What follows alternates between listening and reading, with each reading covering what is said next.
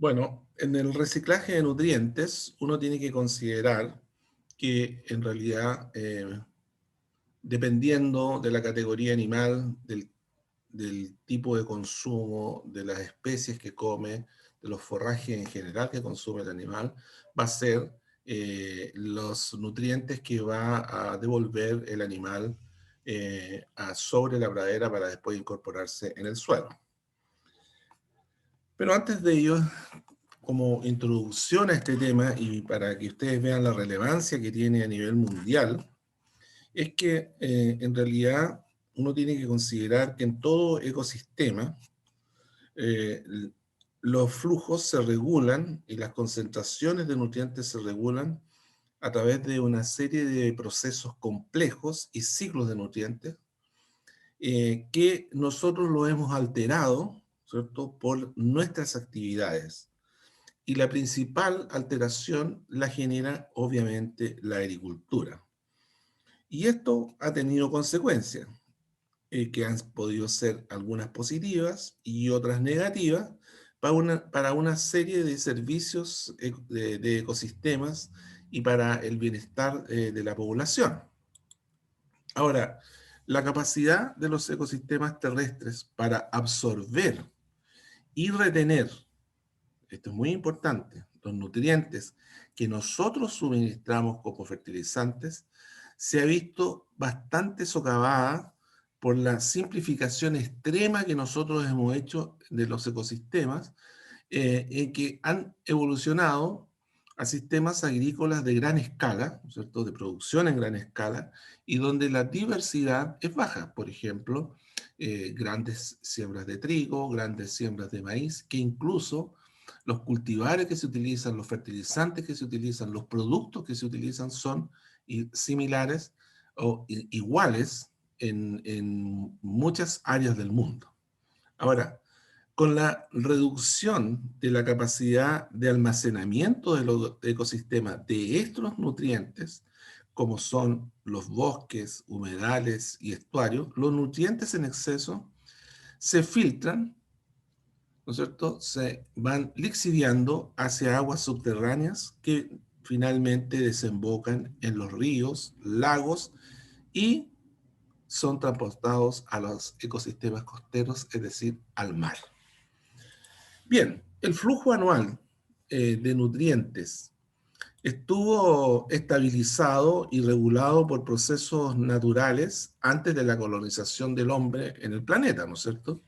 Y la actividad humana contribuyó a duplicar la tasa de generación de nutrientes, como por ejemplo el nitrógeno que se va acumulando en la superficie terrestre. El fósforo también se acumula como resultado del uso de fertilizantes de fósforo en la agricultura, y la mayor parte de estas acumulaciones de nutrientes ocurren en los suelos, desde los cuales se lixivian o se arrastran hacia los cauces de agua y ello desemboca finalmente en el mar. Ahora, la concentración de nutrientes en los terrenos agrícolas indudablemente que ha permitido algo importante para nosotros, que es la producción de alimentos, y especialmente, ¿no es cierto?, esta producción se ha dado en los países más industrializados que se denominan países desarrollados. Y esto ha provocado, a su vez, paralelamente a este aumento de la producción y a este aumento de uso de nutrientes, ha provocado mayores emisiones de gases de efecto invernadero y contaminación en los ecosistemas de agua dulce y salada como es el mar. Ahora, en contraste al exceso de uso de nutrientes en el mundo desarrollado, quedan muchas áreas del mundo, en particular de África y América Latina, donde la colecta de alimentos se hace sin adición de nutrientes externos, y eso ha llevado a la degradación de la tierra, al agotamiento de la fertilidad del suelo, con consecuencias importantes para la alimentación y la nutrición humana, y el caso más relevante, ¿no es cierto?, es el caso africano. Bien, está claro que la humanidad se enfrenta a un desafío y a un gran desafío de producir más alimentos en menos superficie, dado que diversos estudios científicos postulan que la intensidad de la agricultura es la única opción para responder a la demanda de alimentos futura y con ello limitar lo que hoy día se hace y que el ejemplo más eh, importante, pero más comunicacionalmente más importante es el ejemplo del Amazonas, que hay que limitar la conversión, ¿no es cierto?, de las tierras con vegetación natural a la agricultura. Y hoy día la Amazonía es un lugar donde indudablemente es más evidente y es más claro y comunicacionalmente se conoce más en el mundo completo, digamos. Ahora, ¿qué pasa? La concentración de nutrientes en ríos, lagos y riberas costeras de los países desarrollados no va a cambiar mucho en el corto plazo, ya que el aumento de la producción de alimentos supone el uso de fertilizantes. También supone el uso de productos orgánicos, como los guanos y purines, y además supone la fijación biológica de nitrógeno, que es a partir del cultivo de las leguminosas, ¿no es cierto?, a través de los rizómeos. En consecuencia, producir alimentos para la población, pero con un impacto limitado en los ecosistemas, será un desafío global y que obviamente no puede tener una solución única, puede tener muchas soluciones. Y por eso yo en este curso he intentado mostrarles a ustedes las corrientes de pensamiento que existen respecto a la ganadería. Les he intentado mostrar los efectos que genera la ganadería en pastoreo sobre el medio ambiente y las mitigaciones que nosotros tenemos, que podemos hacer. Muy bien, entendiendo esto, vámonos ahora a lo particular. Entendiendo lo global, vámonos ahora a lo particular y medular de este curso, que es el pastoreo, y veamos qué pasa con el reciclaje de nutrientes en pastoreo. Bueno, las vacas, las ovejas, los camellos, indudablemente todos los animales domésticos, los que nosotros utilizamos, digamos, para consumo, y todos los animales en general, a través de las fecas y orinas, hacen un reciclaje importante de los nutrientes que van consumiendo todos los días. La fotografía tiene el sentido de mostrar a ustedes que el reciclaje de nutrientes puede ser bastante homogéneo en términos de la pastura si uno utiliza un sistema infrecuente e intenso como el que está ahí puesto. Pues bien, la materia orgánica consumida, una parte queda en el animal y otra es devuelta a través de las excretas y sus deyecciones. Y las deyecciones deben ser tratadas en el ecosistema por diversos organismos y microorganismos para ser incorporadas al ciclo recirculatorio de aves, hongos, bacterias, vertebrados, mamíferos, lluvias, escorrentías, entre otros. Ustedes no sé si se han fijado, digamos que muchas veces las aves, ¿no es cierto?, disgregan las bostas buscando, ¿no?, parásitos para consumir, buscando granos para consumir y por lo tanto hacen un movimiento de las bostas, lo que le permite tener al ecosistema en su conjunto un reciclaje mucho más rápido de los nutrientes. Analicemos un nutriente como es el nitrógeno en animales en pastoreo y en una pradera, en una pastura específica que es del Oleum perenne trifolium repens, Magica perenne mastero blanco. Veamos las vacas y los novillos que consumen una pastura que anualmente se aplican 250 kilos de nitrógeno por hectárea al año o 540 kilos. Y en los novillos hay una pastura que no se aplica nitrógeno, otra 210 y otra 420 kilos de nitrógeno al año. Bueno, ¿qué es lo que pasa cuando uno analiza el follaje promedio de la pastura? ¿Qué pasa con el nitrógeno en base a materia seca? Pues bien, en la medida que aumenta ¿no es cierto?, la cantidad de nitrógeno aplicado como fertilizante en la pastura, es evidente que lo que va a aumentar es el contenido de nitrógeno total, y que eso, si uno lo multiplica por 6,25, ¿no es cierto?, me va a dar el contenido de proteína cruda que tenga el follaje. Pero, ¿cuánto se excreta a través de las bostas y orina? Pues bien, a través de las bostas el nitrógeno excretado fluctúa entre 86 y 104 dependiendo de la cantidad de fertilización que se haya aplicado a esa pastura con vacas, y en los novillos entre 58 y 84. Es decir, es decir, hay un poquito mayor eficiencia, mayor consumo de nitrógeno cuando uno está produciendo carne. Pues bien, en la orina se excretan 214 kilos de nitrógeno o 354 kilos de nitrógeno. Recuerden que el nitrógeno que tiene la planta no es solo el nitrógeno proveniente de la fertilización, sino que también de la mineralización de la materia orgánica y del contenido de nitrógeno que tiene el suelo. Y entre 74 y 237 en la orina de los novillos. Pues bien, ¿cuánto es el porcentaje de nitrógeno excretado del que está en la orina? Es la mayor parte, ¿cierto? Es sobre el 50%. Pues bien, existe en el reciclaje de nutrientes un balance donde uno tiene que considerar los procesos de volatilización, la cantidad de nitrógeno que va en la leche, la lixiviación y la desnitrificación y la fijación de nitrógeno.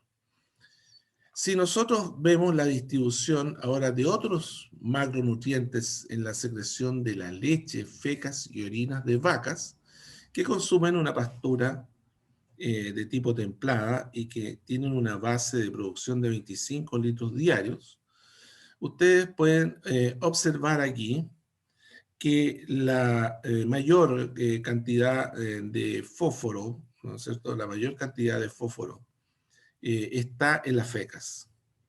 La mayor cantidad de azufre está en la orina. La mayor cantidad de potasio y sodio está en la orina. La mayor cantidad de calcio está en las fecas. Y la mayor cantidad de magnesio está en las fecas. Es decir, en realidad uno tiene que tener claro, digamos, que las cantidades que van en la secreción láctea no son muy altas respecto a lo que va en fecas y orina. ¿Y cuál es el contenido de nutrientes ahora en fecas y orina? Bueno, observemos el contenido promedio de nutrientes de vacas en lactancia, tanto en fecas como en orina. Veamos los sólidos totales, obviamente que es mayor en las fecas, el nitrógeno total en la orina, el fósforo, ya lo dijimos, en las fecas, el cloro en la orina, el potasio en la orina, el calcio en las fecas, muy similar magnesio en orina y fecas, y el sodio más en orina que en fecas. Entonces, obviamente que la distribución en el potrero, en la pradera, de elementos que están en la orina va a ser mejor distribuido que lo que puede ser en la feca, porque la feca es un parche mucho más pequeño. Ahora, el número y peso de volumen de defecaciones de orina por día y superficie lo podemos ver aquí. Por ejemplo, el número de defecaciones de una vaca de carne son 18 al día, los novillos 10, las vacas lecheras 12, las ovejas 17. El peso, ¿no es cierto?, es 1,7, 2 y 0,09 en el caso de las ovejas. El área de cobertura es metros cuadrados, es decir, 0,06, 0,05, bastante bajo, y el número de orinas, 8, 10, 18, los litros de orina, casi 2 litros al día en las vacas lecheras, y el área de cobertura de la orina es 0,26 y 0,04 en las ovejas. Es decir, Esto, ¿por qué pongo esto? Porque es necesario entender esto. Digamos, esto es lo que sucede. Entonces, cuando yo les dije la mayor cantidad de fósforo, ¿no es cierto? La mayor cantidad de fósforo está en las fecas, esto es el efecto que puede ser orina o fecas, digamos, orina o fecas. Este es el efecto de las deyecciones, es decir, hay un efecto de la solubilidad de los nutrientes que permite hacer, que genera este manchón. Ahora, este manchón, ¿por qué ocurre este manchón? Porque obviamente los animales rechazaron el consumo sobre las bostas y sobre la orina. Ahora, ¿qué pasa con las propiedades del suelo cuando cae una bosta y se descompone? Ustedes pueden observar, Danges bosta, carbono orgánico 9,410, ya aumenta. Nitrógeno aumenta. El pH aumenta, la capacidad de intercambio catiónico aumenta, el calcio aumenta y por supuesto el magnesio aumenta. Es decir, todo aumenta en el suelo bajo el área de influencia de esa bosta. Ahora, para que se incorpore esta bosta y estos nutrientes al suelo, pasa un tiempo, pasa un tiempo. Y depende mucho de la consistencia que tiene la bosta, ¿ah? Siendo una muy líquida y 5 muy firmes. Y así, en el verano, en el otoño, en el invierno, hay meses, se requieren distinta cantidad de meses para que se descomponga y dependiendo de cuándo, en qué época está, desde qué época está la bosta. Y por lo tanto, cuando es más firme la bosta, se necesita más tiempo para disolverse. Y así, el tiempo después del bosteo puede ser en invierno muy rápido, que eh, que se disuelva, y en el verano muy lento. Ahora, la tasa de aplicación típica de los principales nutrientes dejados en cada bosta de oveja y vaca, se puede observar aquí la concentración en la bosta de nitrógeno es un 2,6%, en el fósforo 0,5 y así sucesivamente. Y los kilos de bosta por oveja por hectárea, que asume, digamos, un peso de 0,01 kilo y una cobertura de 0,02 metros cuadrados, ahí son 4.000 y 32.000. Es decir, hay una alta cantidad de bostas que van cayendo en el suelo. Y la distribución espacial de las deyecciones se regula a través del manejo de pastoreo. Porque las deyecciones, las excretas no se distribuyen uniformemente en el terreno cuando están libres. Normalmente hay una mayor concentración en todo lo que es el área del agua, los abrevaderos, la orilla de los cercos, los lugares más llanos, piedmont y bajíos, donde se echan los animales. Y entonces, ¿qué es lo que pasa? Que el uso del pastoreo controlado que hemos aprendido en este curso permite mejorar esa distribución espacial de fecas y orina. Ahora bien, hay otros productos generados por la ganadería, y que son utilizados, digamos, y son reciclados sobre las pastoras que van a ser utilizadas ya sea en pastoreo o para corte para conservación de forraje. Uno de esos productos orgánicos es el purín, que corresponde a una solución que está compuesta por fecas, orina, agua, los desechos de la comida, elementos de aseo de los patios de alimentación y salas de ordeña, dependiendo, digamos, de qué se trate. La composición, obviamente que va a cambiar de acuerdo a la dieta que se le entregue, a la ración que se le entregue a los animales, y forma de extracción de los galpones y salas de ordeña, porque indudablemente aquí va a haber un tema de concentración, porque a mayor cantidad de agua lluvia que se incorpora a las áreas de acumulación, menor va a ser la concentración de nutrientes que tenga este purín.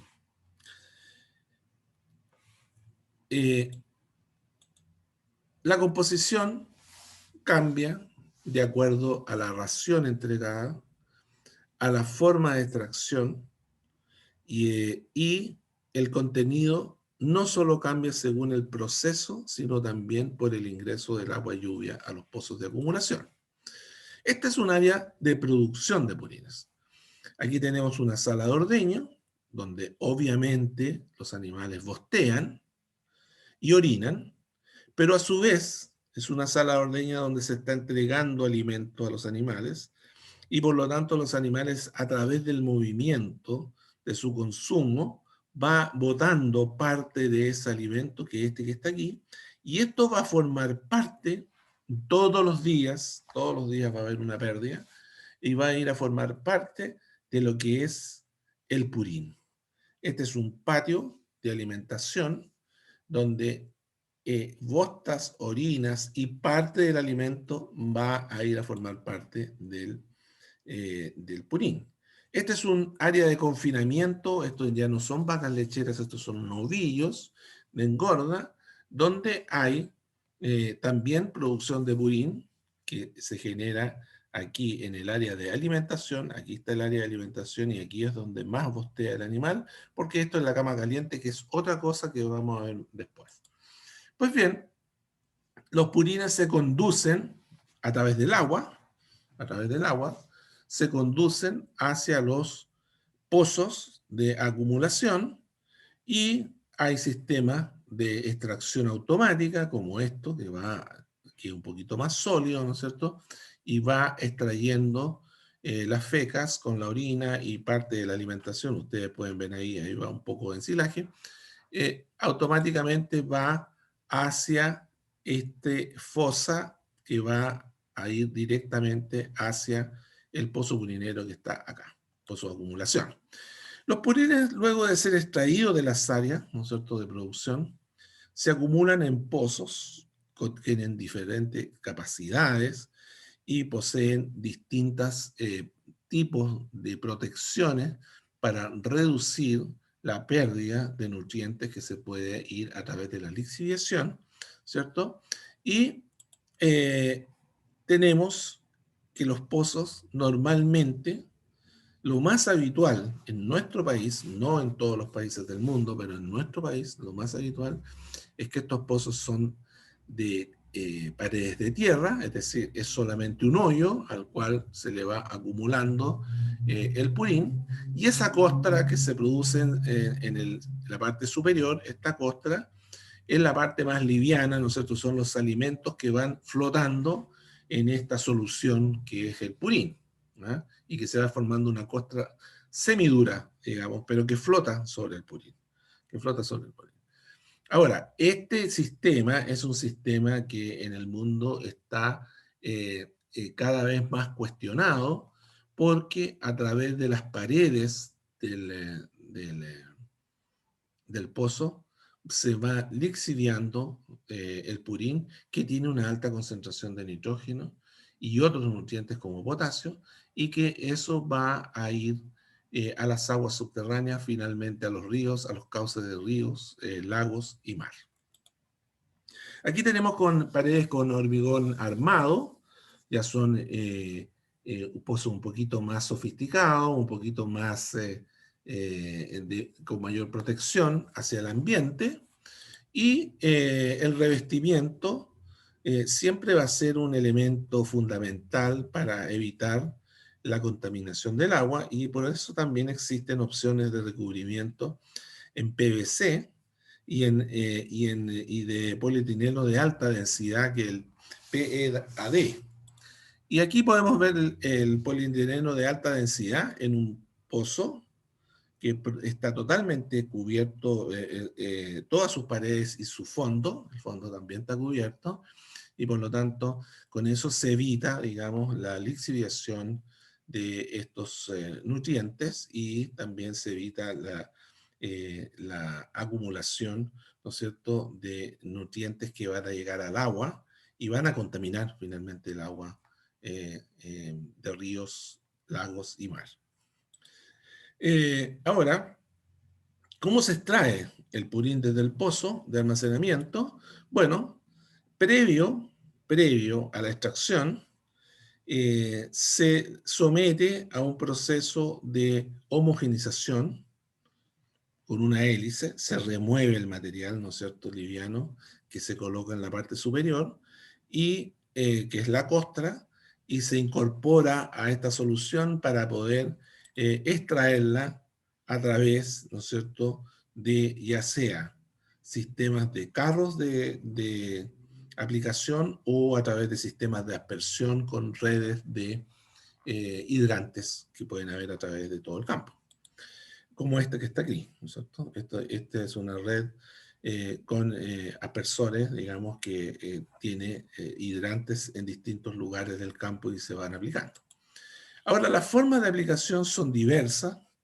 Nosotros podemos tener una inundación directa del pozo, que es muy común eso en lecherías pequeñas. Aspersión con red de purines, como les mencioné, aspersión con el carro que ya les mostré. También aspersión con fracciones separadas, también hay inyectores en el suelo o la incorporación presiembra también.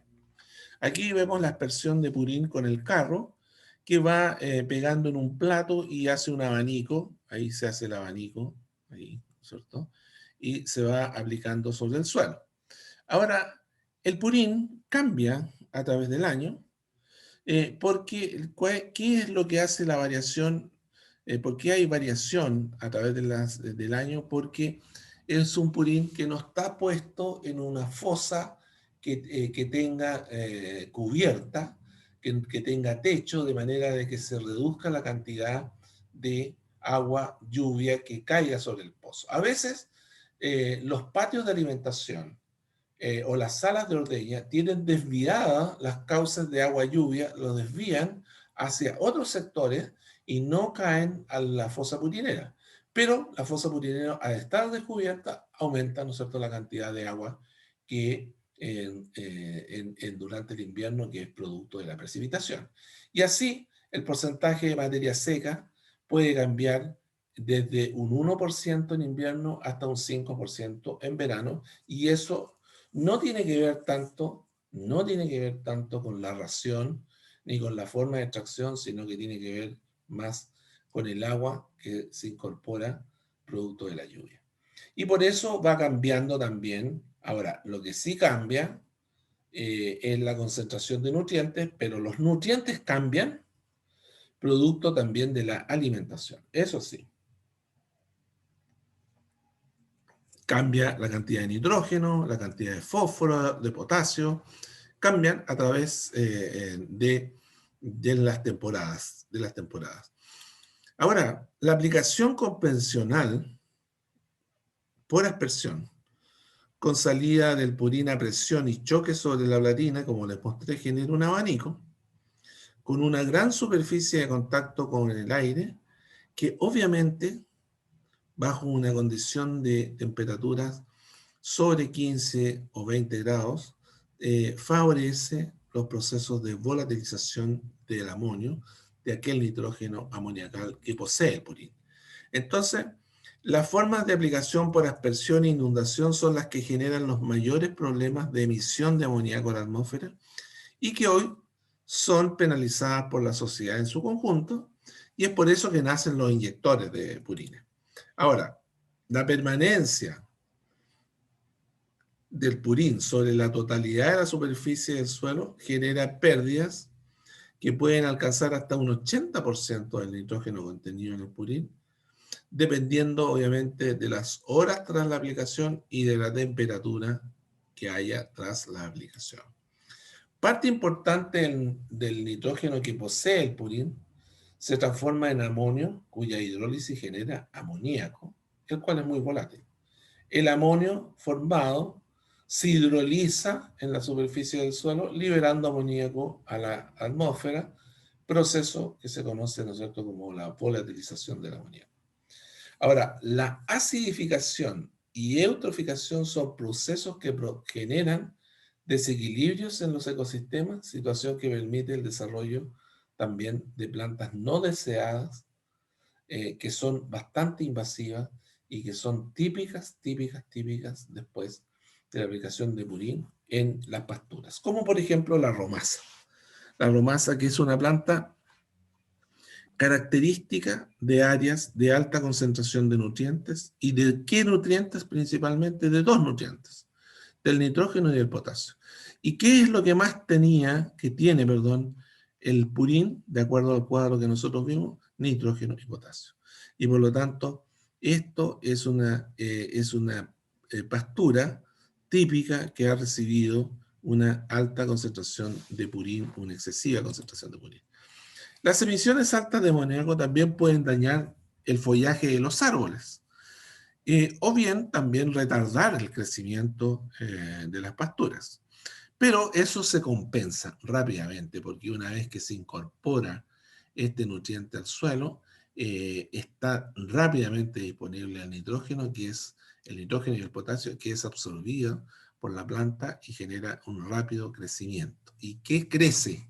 Lo que crece son las plantas ávidas de nitrógeno y ávidas de potasio. Eso es lo que crece. Y por eso uno ve una desuniformidad en el tamaño de las plantas, en el número de macollos, en el tipo de plantas que se va generando después de la aplicación de purines por largo tiempo en una pastura. Y así, hay pasturas que pueden llegar a tener una concentración, una proporción muy alta de especies que uno no desea. Milenrama, por ejemplo, Aquilea millefolium, Rumex crispus como rumasa, son dos especies típicas después de aplicaciones excesivas de purín.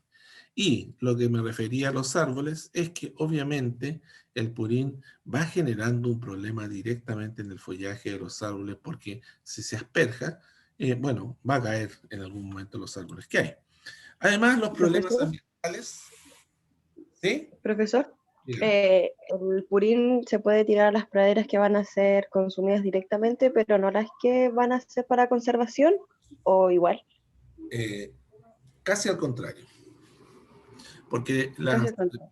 casi al contrario, porque en el fondo uno desearía aplicar solamente el purín a las praderas que van a conservación de forraje y no a las praderas que van a pastoreo. Porque en pastoreo interfiere el olor y la incorporación, no es tan rápida, Ah, ya. no es tan rápida. Mm. Entonces, interfiere sobre eso.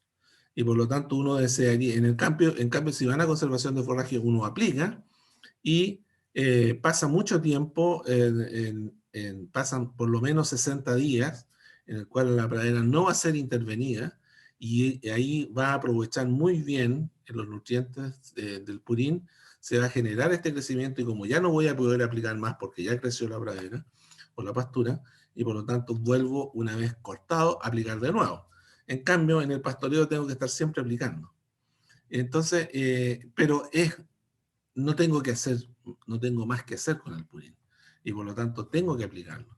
Y esa es la razón por qué es importante en un curso de pastoreo hablar sobre estos productos, que son productos que generan una complicación en el sistema pastoril, porque uno tiene que rechazar muchas veces el consumo porque la pradera está sucia, absolutamente llena de purín, y el animal va a rechazar su consumo. Y si estamos hablando de un sistema de producción de carne, vamos a reducir la ganancia de peso, y si estamos hablando de producción de leche, se va a ver rápidamente una reducción en la producción de leche. ¿Ya?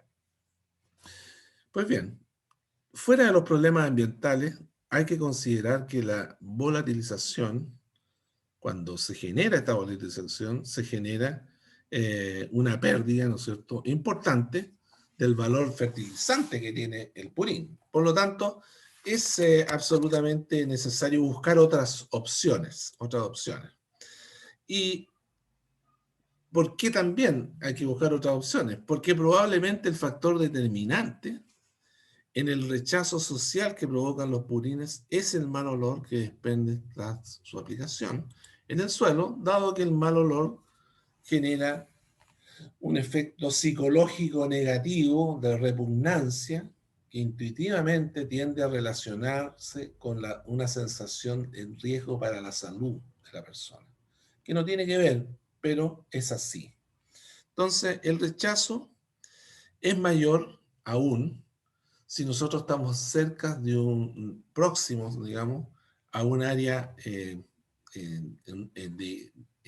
ciudad, dado que indudablemente las personas que no tienen una relación directa con la economía local o desconocen la problemática asociada a la ganadería van a sentir un rechazo mayor.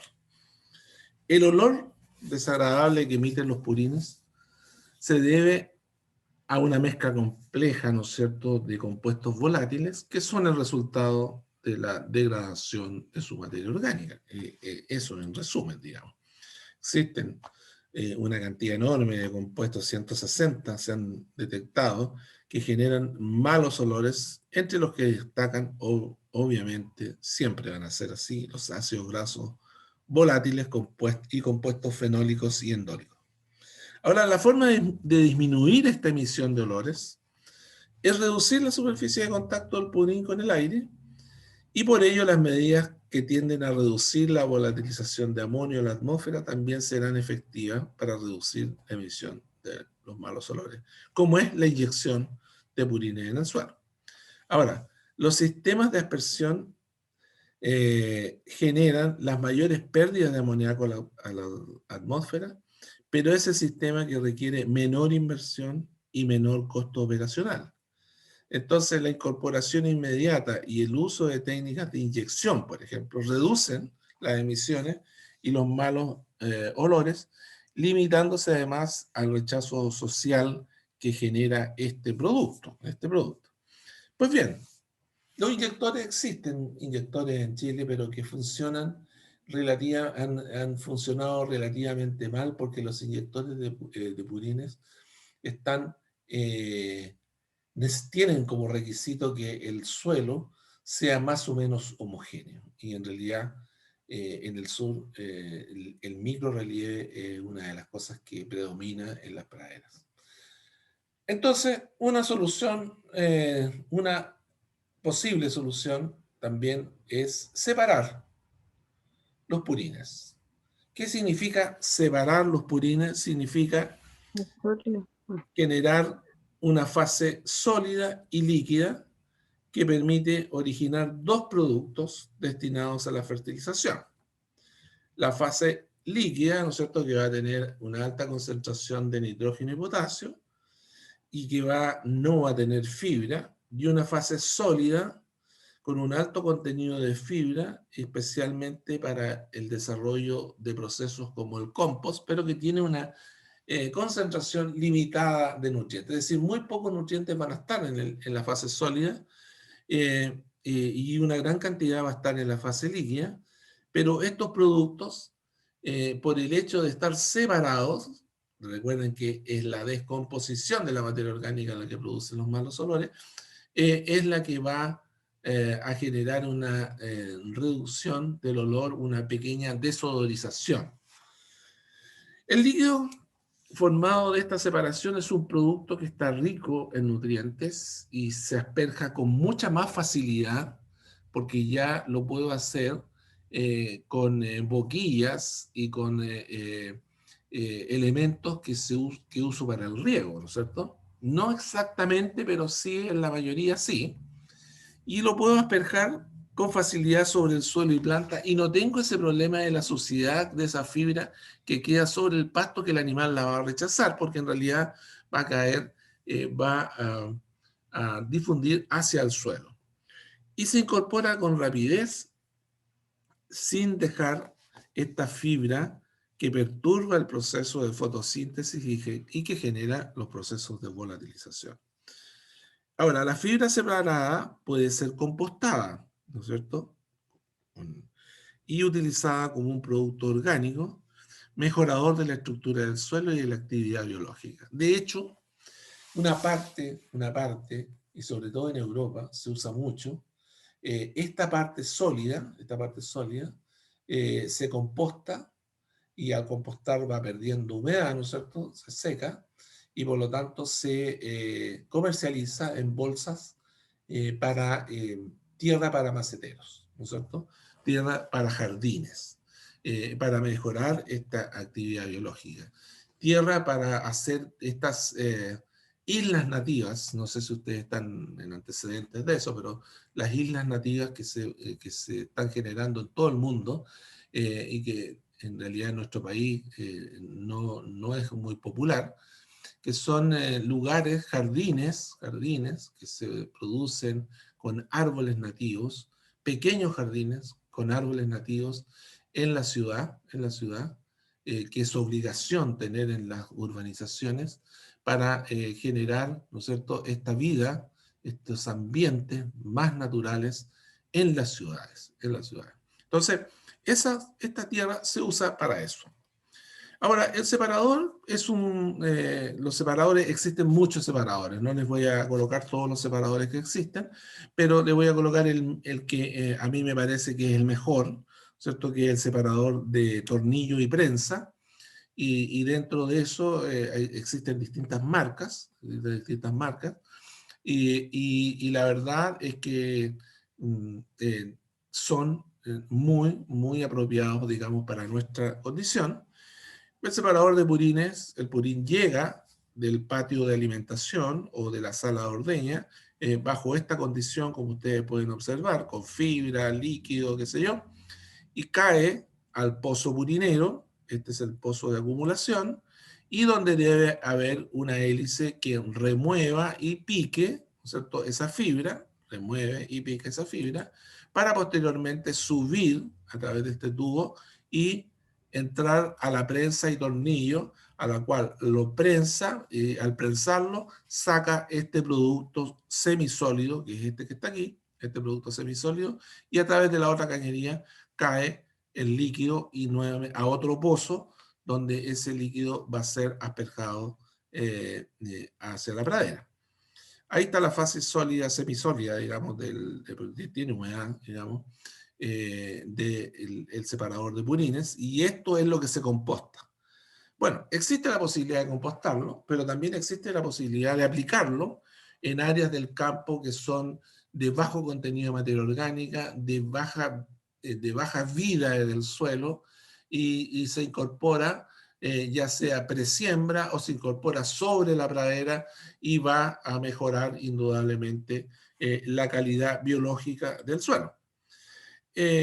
También en la forma de aplicarlo se hace con eh, carros aplicadores, digamos, de sólido, como este que está aquí, y que son o se incorporan previo a la siembra.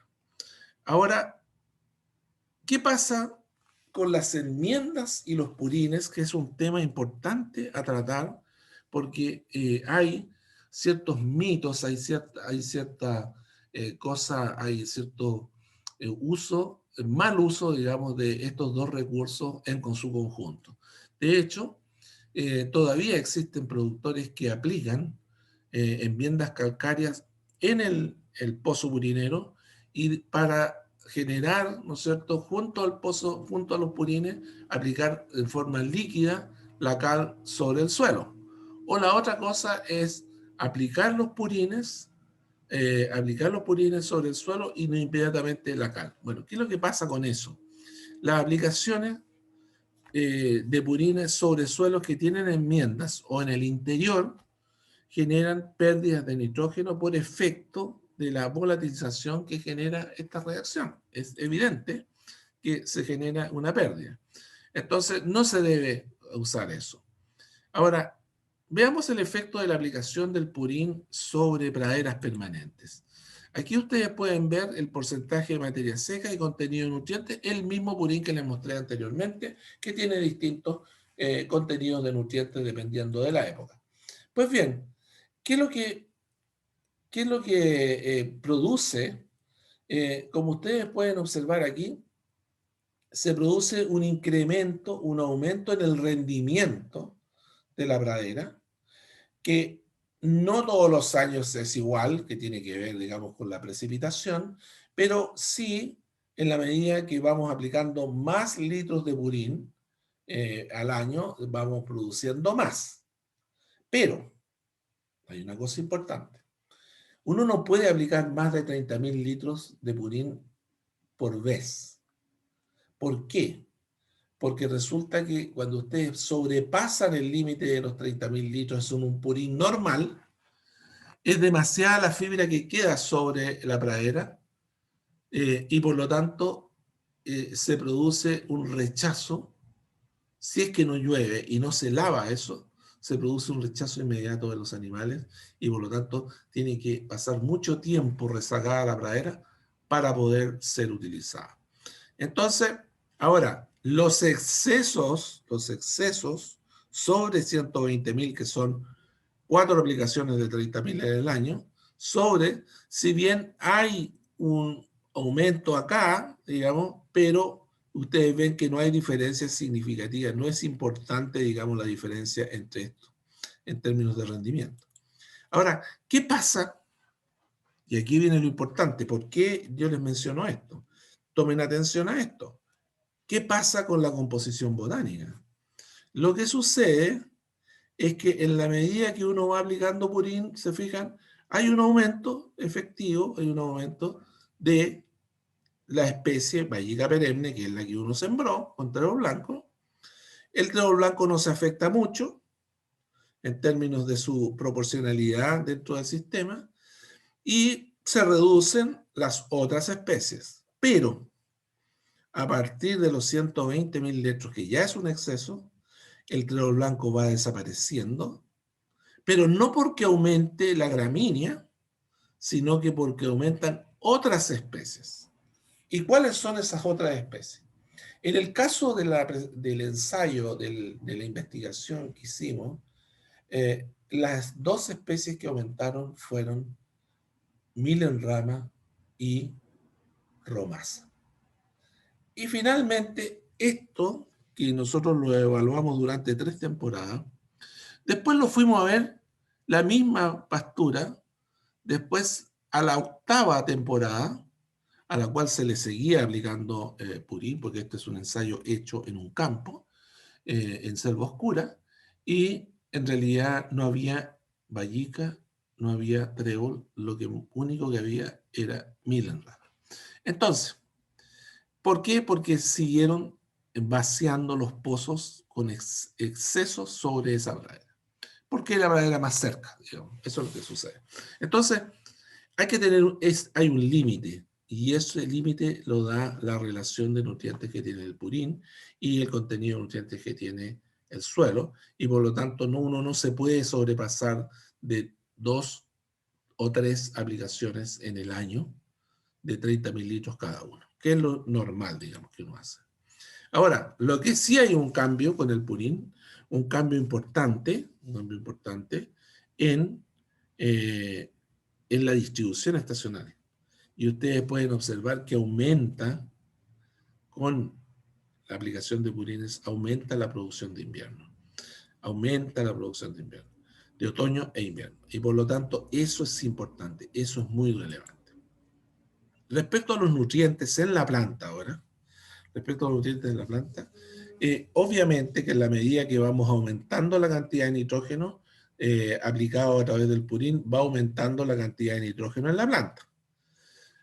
Va aumentando la cantidad de potasio en la planta, porque recuerden que son los 2 elementos más importantes que tiene el purín. Pero se produce una reducción del calcio y una reducción del magnesio, producto de que el carrier que lleva el potasio y el magnesio es el mismo, o sea, el calcio y el potasio, el magnesio, perdón, es el mismo que lleva el potasio. Entonces, hay una competencia ahí de ingreso.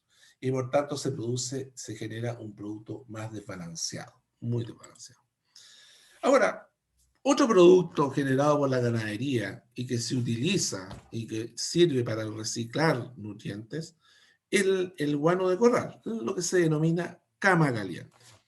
La cama caliente. ¿Qué es la cama caliente? ¿No es cierto? Es paja más la bosta y orina del animal que va generando una cama que efectivamente tiene una temperatura y que favorece a la mantención durante el invierno, ¿no es cierto?, de los animales en una buena condición, en un agradable ambiente para él. La cama caliente se hace obviamente con paja, se coloca la paja sobre el suelo, ya sea tierra o eh, cemento, y el animal al comer va a bostear, ¿no es cierto? Y va a reciclar y va a generar este ambiente donde se va a echar y por eso está sucio, digamos, está sucio el animal. Aquí se va formando, ¿no es cierto?, una mezcla entre la paja, el guano y la orina que tiene una temperatura agradable para el ganado. Ahora, la composición de la ración que se va entregando día a día a los animales y el tipo de paja que se utilice, ¿no es cierto?, si es de trigo, de avena, etcétera, van determinando la composición de la cama caliente. Ahora, veamos el contenido nutriente de dos guanos con diferentes estados de madurez. Y ustedes pueden observar aquí un guano con un contenido de materia seca de 59% y otro con 32%, es decir, indudablemente que son guanos totalmente distintos porque este es más joven que este de acá. Y por lo tanto, miren el nitrógeno, tiene más nitrógeno este que este, ¿ya? Fósforo, más o menos similares, potasio, más o menos similares, calcio, más calcio este que este, y así más aluminio este que este, tiene más tierra, y por lo tanto, ¿qué es lo que está sucediendo aquí? Aquí lo que estoy demostrando es de que este que es más joven, es decir, una cama caliente que acaba de salir y que no ha pasado por un proceso compostado y que se dejó en una ruma afuera del galpón, se va produciendo una pérdida por volatilización y arrastre de ciertos nutrientes. Pues bien, aquí la extracción va quedando perfectamente limpio, ¿no es cierto? La cama, se va extrayendo la cama que a veces se puede vender, se vende, sobre todo en la zona de hortalizas, se vende la cama para la hortaliza, o se distribuye a través de la estiércolera, que es este carro que ya les había mostrado, homogéneamente sobre las praderas y así queda, ¿no es cierto? Queda totalmente distribuido. Bueno, modificaciones en la densidad, rendimiento y calidad son los elementos que siempre van a caracterizar las aplicaciones de fertilizantes orgánicos en pastizales. Siempre lo va a ser así y por lo tanto nunca uno va a poder encontrar cuando uno aplica estos productos una pradera tan homogénea en altura, en composición botánica y en calidad nutricional. Y es por eso que en realidad en un sistema pastoril, conocer sobre el reciclaje de nutrientes es importante, ya que nos lleva a un tema relevante dentro de esto, que es decir, bueno, efectivamente, nosotros en un sistema pastoril podemos aceptar la fertilización orgánica, podemos aceptar, digamos, lo que el reciclaje de nutrientes, pero tiene que ser con un balance en cuanto a la cantidad y el tiempo, porque los excesos nos cambian la composición botánica, nos modifican la calidad y nos disminuyen, no nos aumentan, ¿no es cierto?, la productividad en el tiempo, digamos. Inicialmente sí, es fantástico, pero en el tiempo disminuye la productividad. Muy bien. Si tienen alguna consulta o algún comentario al respecto. Profesor, yo con respecto a las plantas lecheras o en sí lo que se dedica a la parte de ganadería, hay empresas que instalan plantas de tratamientos para el agua, que es donde pasan los purines y tratan el purín para reutilizar el agua. Esto Sí, es igual de factible, o sea, porque me imagino yo que sabemos de que el agua es el principal problema en el tema de la ganadería. Entonces, sí, sí, no sé si estamos hablando de lo mismo, pero eh, hay predios donde se recicla el agua y se lavan los patios de alimentación y las salas de ordeña, o parte de la sala de ordeña, se lava con agua reciclada que se llaman las aguas verdes, que son productos justamente de esta separación del purín en términos de sólido y líquido. Hay esa modalidad existe. También, claro, también, no sé si estamos hablando de lo mismo, también hay plantas de tratamiento de agua destinadas a regar, ¿no es cierto?, a regar con esta agua verde, pero es, en definitiva, no es que uno se vaya a tomar esa agua, sino que lo que... No, claro, pues para utilizarla en lo mismo, pues para lavar exactamente, la sala y todo eso. exactamente es así. Bueno, una de las salas que yo les mostré, justamente se lava completamente con agua verde, con agua reciclada del Purín. Y eso permite reducir, digamos, la cantidad de agua que uno utiliza en todo lo que es lavado. Entonces, el resto se destina a agua de bebida, en realidad. Entonces, Yeah. indudablemente se reduce el gasto de agua total del campo. Tiene razón en eso. Okay. Es otro de los usos que tiene. Digamos, el separar Purín tiene muchas ventajas, porque en realidad uno puede hacer procesos de lombricultura, compost, puede también y dedicarse a vender lombrices, indudablemente. Compost. Un compost seco que uno lo puede vender para maceteros, para jardines, digamos. El agua, es mucho más fácil transportar agua que transportar Purín. Entonces es más fácil para regar. La maquinaria, todo lo que es los tubos no se tapan, ¿no es cierto? No se tapan con el Purín, muchas veces se tapan y explotan, se rompen, digamos, y hay que arreglar las líneas. Y además, con el agua se reducen los tiempos de rezago, porque en realidad se incorpora con mucha más facilidad al suelo y no ensucia tanto y no afecta la fotosíntesis de las plantas. Sí. Yeah. ¿Ok? Ok. Muy bien. Nos vemos la próxima semana entonces. Que estén muy bien y cuídense mucho. Adiós. Gracias, profesor, por la clase. Muchas gracias. Adiós.